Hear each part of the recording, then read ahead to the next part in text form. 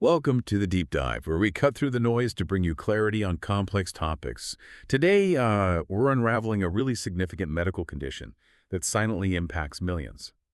Ascites. That's the often misunderstood accumulation of fluid in the abdomen. Our journey today is powered by insights from an excellent educational resource, Dr. G.S. Raju's YouTube channel. This channel was meticulously developed specifically to educate medical students, residents, and GI fellows, providing clear, concise explanations of challenging concepts in gastroenterology. It's a fantastic resource, really, and we're bringing its distillation directly to you. And our mission, as always, is to guide you through these intricacies. We'll start by exploring the critical bedside diagnostic techniques, how you actually spot ascites. Then we'll dive deep into the fascinating fluid dynamics and underlying pathophysiology that explain why this fluid builds up in the first place. And finally, we'll equip you with the strategies for its management, from crucial dietary adjustments to the nuanced use of diuretics. We're breaking down these details to make sure that whether you're a medical learner prepping for exams or just someone with a deep curiosity about the human body, you'll grasp the core concepts with confidence. So settle in. This isn't just a breakdown. It's a journey into understanding, hopefully filled with those satisfying aha moments. Okay, let's put on our medical detective hats. Trace a common scenario. Imagine a patient comes into the clinic complaining that their abdomen feels, distended and swollen. That initial observation kicks off a crucial line of inquiry, right? Is this ascites, or could it be something else entirely? This is where Dr. Raju's brilliant mnemonic, the 5 Fs, for distended abdomen becomes our first critical clue. Exactly. The 5 Fs. That's fluid, flatus, fat, feces, and fetus. And they aren't just a catchy list, they're a critical mental checklist. Fluid obviously refers to ascites. Flatus is, medical speak for increased gas, could be from SIBO, small intestinal bacterial overgrowth, or maybe even bowel obstruction. Fat is simply obesity, very common cause of abdominal distension. Feces points to severe constipation. And fetus, naturally, reminds us of pregnancy, especially in young women. The real insight here, I think, is how such a simple mnemonic ensures you don't miss something else, like constipation, before you dive into complex diagnostics. It's about ruling out the obvious first, efficiently. That's a really powerful and practical starting point. So once we've considered the 5 Fs and our suspicion for ascites is still high, how do we physically examine a patient to find those, telltale signs? Right. At the bedside, you begin with observation. Just look. Look at the flanks, the sides of the abdomen. If they're bulging outwards, that's a key visual indicator. You might need the patient to be lying flat. Sometimes you'll also see an associated umbilical hernia where the belly button protrudes. That strengthens the suspicion. Then we move to percussion, tapping gently on the abdomen. If you hear dullness in the flanks that extends upwards, that strongly suggests fluid. Okay, dullness suggests fluid, but how do we definitively confirm that it's fluid and not, say, a mass or even just a very full bladder? Is there a classic clinical maneuver, something that helps differentiate? Yes, absolutely. That's where shifting dullness comes in, and it's quite elegant, actually. You percuss the flanks, find that dull area, okay. Then you ask the patient to gently turn from lying flat supine to a lateral position on their right or left side. Give it a moment. Then you repercuss that same area. If the dullness resolves and becomes tympanic, that drum-like hollow sound indicating there, it tells you the bowel loops containing gas have floated up. And the fluid, it's shifted to the new dependent side, the lowest side. This movement confirms it's fluid. It's a classic, reliable sign. That's incredibly clever, using gravity like that. Yeah. But what if the abdomen is really distended and tense, like a tightly inflated balloon? Does that make these exams harder, or is there another trick? That's a great point. Yeah, when the abdomen is very tense, subtle signs like shifting dullness might be harder to pick up on. That's when we look for a fluid thrill. How you do it is you place one hand flat on one flank and then gently tap the opposite flank with your other hand. If you feel a distinct thrill or ripple transmit directly across the abdomen to your static hand, that indicates a substantial amount of fluid pushing against the abdominal wall. These bedside signs, bulging flanks, shifting dullness, fluid thrill, they're generally detectable with moderate to large amounts of fluid. For mild ascites, small pockets of fluid, an ultrasound is typically needed. It can see fluid in the small recesses, the gutters of the abdomen, much more easily. Okay, so we've become pretty adept now at spotting the signs of ascites at the bedside. But that just tells us what we're seeing. The truly deep dive question is, why is it happening? What are the unseen forces at play inside the body causing this fluid pileup? Right. This is where we get into the fundamental principles of capillary fluid exchange. It governs how fluid moves in and out of our blood vessels. Think of our capillaries, the tiniest blood vessels, as these tiny porous hoses. Inside these hoses, there's a constant microscopic tug-of-war. Two main forces are at play. First, there's hydrostatic pressure. It's like the water pressure in that hose, pushing fluid out through the tiny slits in the capillary walls, especially on the arterial side where blood pressure is higher. On the other side, you have oncotic pressure. That's the pulling power of proteins, mainly albumin, in the blood. These proteins act like tiny sponges, creating an osmotic force to draw fluid back in to the capillary, particularly on the venous side where blood is more concentrated. Okay, pushing out, pulling in. Exactly. When these pushing and pulling pressures get imbalanced, fluid can extravasate. It leaks out of the capillaries into the surrounding tissues, the interstitium. So, for instance, if there's very high hydrostatic pressure, like we see in portal hypertension, fluid gets vigorously pushed out. Now, if the body's natural drainage system, the lymphatic system, can't keep up with this excess fluid, it accumulates. And in the abdomen, that means ascites. This same principle, by the way, explains other fluid buildups, like pleural effusions around the lungs or subcutaneous edema, swelling under the skin. That's a really clear picture. And Dr. Raju, in his lectures, he clarifies something important about the type of fluid that accumulates, which gives us a big clue about the underlying cause, doesn't it? Indeed. This is critical for diagnosis. If the fluid accumulation is mainly due to those pressure changes we just discussed, too much push, not enough pull. The fluid that leaks out is typically a transudate. Think of it like almost pure water leaking out, so it's relatively low in protein. However, if there's actual damage to the capillary lining itself, maybe from injury, inflammation, or cancer, those tiny pores get larger. They allow not just fluid, but also bigger molecules like proteins to escape. This results in an exudate, which is rich in protein. This distinction tells us if we're dealing with a pressure problem or maybe a localized inflammatory process. It's crucial. So understanding that basic fluid exchange, let's zoom out, connect this to the bigger picture. The specific pathophysiology of ascites, especially in something serious and common like cirrhosis, liver scarring. Right. In cirrhosis, the liver, normally smooth and efficient, becomes sparred and hardened. That's the fibrosis. Inside, the tiny blood vessels, the sinusoids, become like narrow, rigid tunnels instead of wide, flexible pathways. This scarring creates a fixed obstruction, like a permanent traffic jam, accounting for maybe 70% of the resistance to blood flow through the liver. But there's also a dynamic component, another 30% or so, caused by specialized cells called myofibroblasts contracting, squeezing those muscles even more. This resistance, plus blanchnet congestion, basically a backup of blood in the gut vessels, it kicks off a vicious cycle. A vicious cycle. How so? Well, because blood can't flow easily through the liver, it backs up. The body perceives this as reduced circulatory volume in the rest of the system, even though fluid is actually accumulating elsewhere.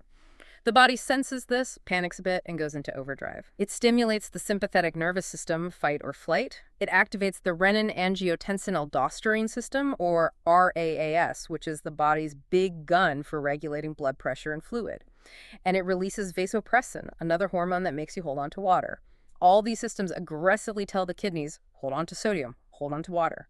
This leads to increased extracellular volume and, well, more fluid accumulation are ascites.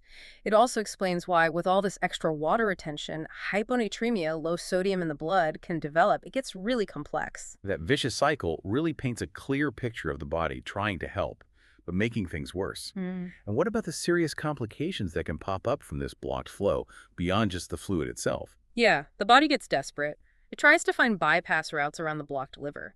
This leads to collaterals, new blood vessels connecting the portal system directly to the systemic circulation. These can form dangerously enlarged veins, especially in the esophagus. We call them esophageal varices. They're fragile, prone to rupture, causing severe, life-threatening bleeding. That's a major emergency. Plus, these bypass routes let toxins like ammonia, normally processed by the liver, sneak past it and reach the brain. This causes hepatic encephalopathy, a type of brain dysfunction. And on top of that, the chronic overactivation of those compensatory systems, like RAAS, can lead to severe renal vasoconstriction, narrowing the kidney blood vessels. This hugely increases the risk of hepatorenal syndrome, a severe kidney failure linked to advanced liver disease. Really bad news. Wow, so the systemic impact is just profound.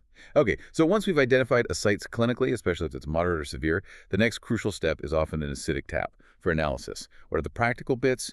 How is it done? And why is it so critical for pinning down the cause? An acidic tap, or paracentesis, yeah, it's critical, both for diagnosis and sometimes therapy, just draining fluid. The preferred spot is usually the left lower quadrant of the abdomen, roughly 2 finger breadths above and medial to the bony bit of your hip, the iliac crest. We generally avoid the right lower quadrant, partly because of old appendectomy scars, but also to avoid potentially puncturing a stool-filled cecum, part of the large intestine. Better safe than sorry. Makes sense. And the technique? It's designed for safety and to stop leakage. You use local anesthetic, obviously, numb the area, disinfect the skin thoroughly, and then you create a Z-track. This means you pull the skin slightly to one side before inserting the needle. That way, when you pull the needle out and release the skin, the puncture sites in the skin, the fat, the peritoneum, they're no longer lined up. It creates this staggered path that basically seals itself, prevents fluid from leaking out afterwards. Pretty neat trick. How much fluid do we typically need for analysis, and what are we testing for? And, a common worry for learners, especially with liver patients, is safety. What about bleeding risk? Good question. Usually about 10 cc is enough for the diagnostic tests. For all patients with cirrhosis and pneumocytes, or if you suspect infection, you send samples for acidic fluid albumin and total protein and a cell count. And crucially, on the same day, you need a blood sample for serum albumin. That simultaneous blood sample is vital for a calculation we'll talk about next. Regarding safety, bleeding risk. Dr. Raju emphasizes that recent studies show TAPs are actually quite safe, even with platelet counts down to 30,000, or high INRs that clotting measure up to 2.5, unless there's active DIC, that's severe clotting disorder. So in most cases, you don't need pre-TAP platelet transfusions or INR correction. That's a big change from older practices for many people. That's definitely reassuring and important clinical info. So how do we use those albumin levels from the fluid in the blood to figure out the cause of these albumin? Okay, this brings us to a really fundamental concept. The serum ascites albumin gradient, or SAAG, or just SAG, you calculate it simply. Serum albumin minus acidic fluid albumin. The critical number, the cutoff, is 1.1 GDL. Think of it like this. A high SAG, meaning more than 1.1, strongly suggests the fluid is leaking because of a pressure problem, usually portal hypertension from cirrhosis or heart failure, like a leaky pipe under high pressure. If the SAG is low, less than 1.1, it suggests the fluid is there because of peritoneal disease or irritation, things like cancer, TB, or pancreatitis, like a damaged pipe wall that's oozing. That simple difference points you in totally different directions for workup and treatment. Okay, so high SAG points to pressure, low SAG points to peritoneal issues. Exactly. And for those high SAG cases, we can refine it further using the acidic fluid total protein. If the protein level in the fluid is high, say more than 2.5 GDL, it usually points to post-sinusoidal portal hypertension. The blockage is after the liver sinusoids. Think heart failure or Budd-Chiari syndrome. If the protein is low, less than 2.5 GDL with a high SAG, it suggests sinusoidal portal hypertension. That's typical of liver cirrhosis itself. So you layer these results. SAG first, then protein if the SAG is high. And beyond just figuring out the cause of the fluid, what about infection? That's always a worry, isn't it? Absolutely crucial. Every single time you tap acidic fluid, especially in a cirrhosis patient, you must send it for a cell count to check for spontaneous bacterial peritonitis, or SBP. This is a serious infection of the fluid itself, often without an obvious source. A polymorphonuclear cell count, PMNs, a type of white blood cell above 250 cells per milliliter, indicates SBP. This needs super prompt diagnosis and immediate antibiotics. Delaying treatment really impacts survival. And Dr. Raju also stresses send cultures by putting the fluid directly into blood culture bottles right there at the patient's bedside. It significantly improves your chances of actually growing the bacteria and knowing what you're treating. Okay, we've covered diagnosis, the complex why behind it.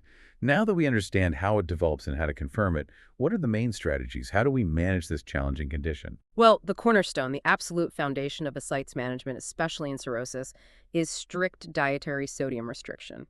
We're aiming for less than 2 grams of sodium per day. That's about 88-90 millimoles. And this isn't just about telling patients to ditch the salt shaker. It means serious education for the patient and their family, often with a dietitian. They need to learn about hidden sodium in processed foods, prepackaged meals, sauces, even many non-vegetarian dishes. The goal is a negative salt balance, cut input way down, help the body get rid of more. It's a huge lifestyle change, and you need patient buy-in. That sounds like a real daily challenge for patients. How do we track if they and their bodies are actually responding to these dietary changes? Daily weight monitoring, same time every day, same scale. It's essential. We look for a reasonable weight loss, about 0.5 kilogram, so roughly 1 pound, per day for patients without peripheral edema, swelling in their legs or feet. For those who do have associated pedal edema, they have a bigger fluid reservoir to draw from, so we can aim for up to 1 kilogram, about 2 pounds per day. But you have to be careful not to push for too rapid weight loss, especially if there's no edema. That can lead to volume depletion, basically dehydrating their blood vessels and potentially trigger acute kidney injury. It's a real balancing act. But diet alone often just isn't enough, is it? Yeah. Especially in more advanced cases. This is where diuretics, the water pills, come into play. Correct. Yeah, many patients, particularly with more advanced liver disease, have severe secondary hyperaldosteronism. Remember that RAS system being overactive. It makes their kidneys desperately hold on to sodium and water. So we use diuretics to counter this. The key players are spironolactone. It's an aldosterone antagonist. It specifically blocks that aldosterone hormone right where it acts in the kidney's distal convoluted tubule. Very targeted. The other main one is furosemide, a powerful loop diuretic. It works earlier in the ascending limb of the loop of Henle to flush out lots of salt and water. How do you use them? Is it one or the other or together? In cirrhosis, it's really vital to start with spironolactone, or at least always use it in combination with furosemide, because spironolactone directly tackles that root problem, the aldosterone effect. Just giving furosemide alone often won't work because the hyperaldosteronism is so intense. A common starting combo is maybe spironolactone 50, 100 milligrams daily with furosemide 40 milligrams daily. Then you carefully increase the doses, usually after about a week, because spironolactone takes a while to kick in fully. It has a long half-life. You aim for a ratio, typically 100 milligrams spironolactone to 40 milligrams furosemide. So you might go up to 2,080, maybe eventually 400, 160, which is the usual max. You go slowly, watch carefully. It definitely sounds like a delicate balance. Yeah. So beyond just the daily weights, how do we reliably check if the diuretics are doing their job? And how do you tell the difference between a patient who maybe isn't quite sticking to their diet versus someone whose body is truly resisting the medication? That's a crucial clinical question, yeah. Daily weights are fundamental, but we can also look at how well the kidneys are actually excreting sodium. The gold standard is a 24-hour urine collection for sodium, but honestly, that's really cumbersome for patients. So a much more convenient alternative that correlates pretty well is a spot urine sodium-potassium ratio, just from a single urine sample. If that spot sodium-to-potassium ratio is greater than 1, it tells you the kidneys are effectively getting rid of sodium. The diuretic dose is working.